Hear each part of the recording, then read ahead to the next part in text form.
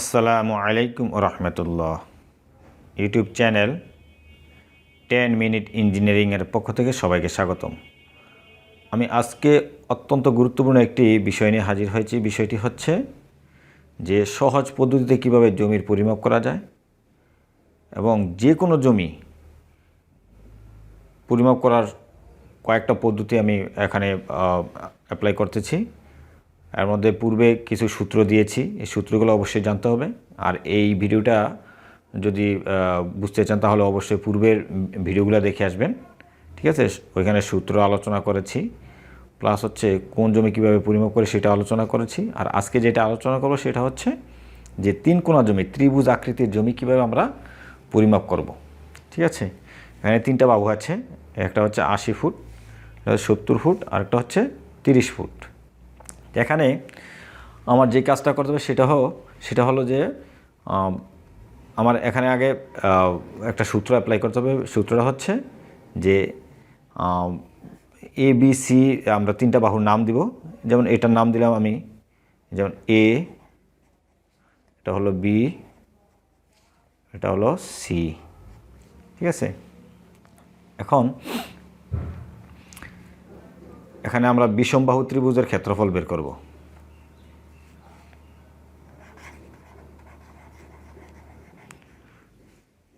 বিষমবাহু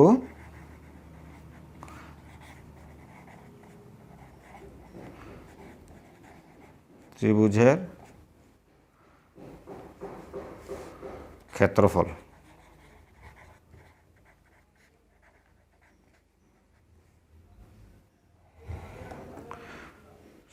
সমান সূত্র হচ্ছে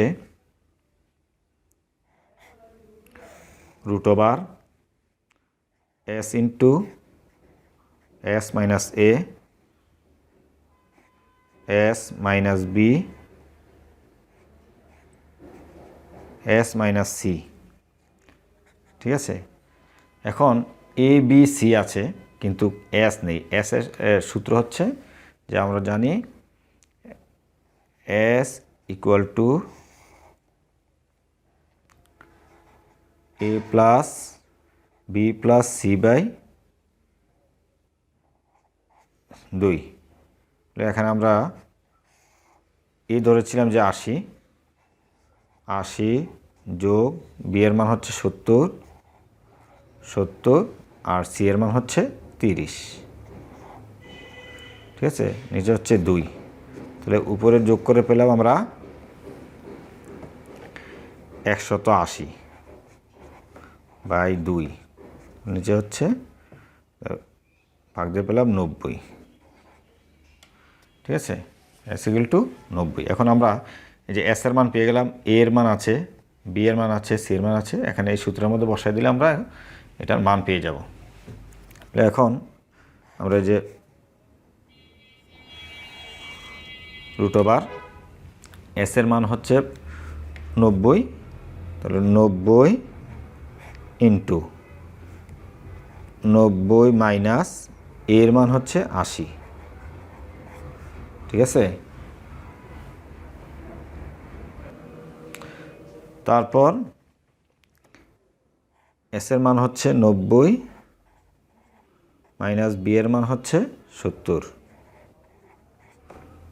এস এর মান হচ্ছে, তারপর আবার এস এর মান হচ্ছে 90 মাইনাস সি এর মান হচ্ছে 30।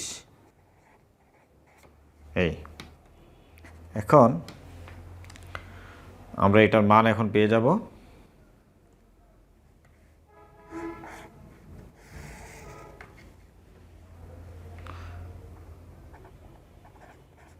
নব্বই ইন্টু 10 ইন্টু 90 থেকে 80 চলে গেলে 10, 90 থেকে 70 চলে গেলে 20 ইন্টু 90 থেকে 30 বাদ দিব 60।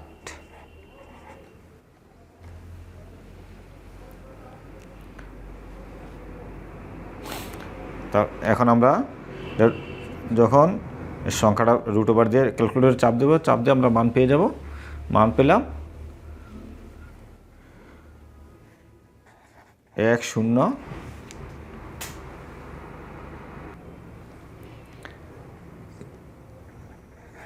39.23, ঠিক আছে। এত এই যে মান পেয়ে গেলাম, ক্ষেত্রফল এত বর্গ ফুট।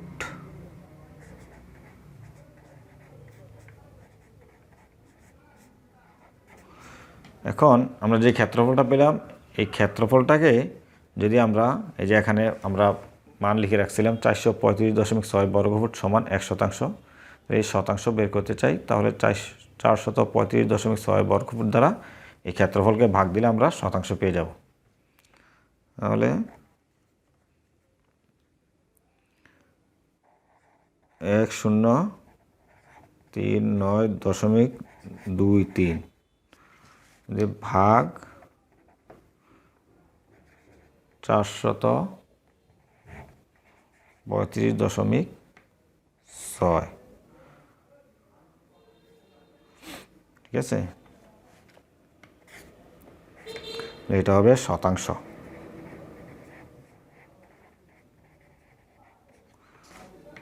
তাহলে আমরা একটা পেয়ে গেলাম, ভাগ দেওয়ার পর 2.39%, ঠিক আছে। তারপর হচ্ছে আমরা পাবো, বের করব কাঠা। তাহলে এখানে পেলাম 2.39%। এখন বের করব কাঠা। কাঠা বের করতে গেলে 720 বর্গফুট সমান আমরা জানি 1 কাঠা। 720 বর্গফুট দ্বারা ক্ষেত্রফলকে ভাগ দিলে আমরা কাঠা পেয়ে যাব। তাহলে আমরা এখানে পেয়েছিলাম ক্ষেত্রফল হচ্ছে 1039.23 ভাগ হবে 720, এটা হবে কাঠা। আমরা পেয়ে গেলাম 1.44 কাঠা, ঠিক আছে। এই যদি আমরা এখন যেটা দেখতে পেলাম সেটা হচ্ছে ত্রিভুজ আকৃতির যদি জমি হয়, তাহলে এইভাবে সূত্র অ্যাপ্লাই করলে আমরা এটা সহজে পরিমাপ করতে পারবো। হ্যাঁ, এই যে এখানে যেমন 80 ফুট, 70 ফুট, 30 ফুট দেওয়া আছে, তাহলে সেটা আমরা প্রথমে এই যে এস এর মানটা বের করে নিব এখান থেকে, ঠিক আছে। বের করব, যেটা পাবো সেটা আমরা এই যে বিষমবাহু ত্রিভুজের ক্ষেত্রফল ওই সঙ্গে সূত্রের মধ্যে বসাবো।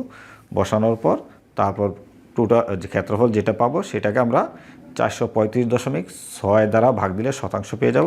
তাহলে এই যে শতাংশ পেয়ে গেলাম, ঠিক আছে। তারপর যে ক্ষেত্রফলটা ছিল, ক্ষেত্রফলকে আবার 720 দ্বারা ভাগ দিলে আমরা কাঠা পেয়ে যাব। তাহলে কাঠা পেয়ে গেলাম, ঠিক আছে।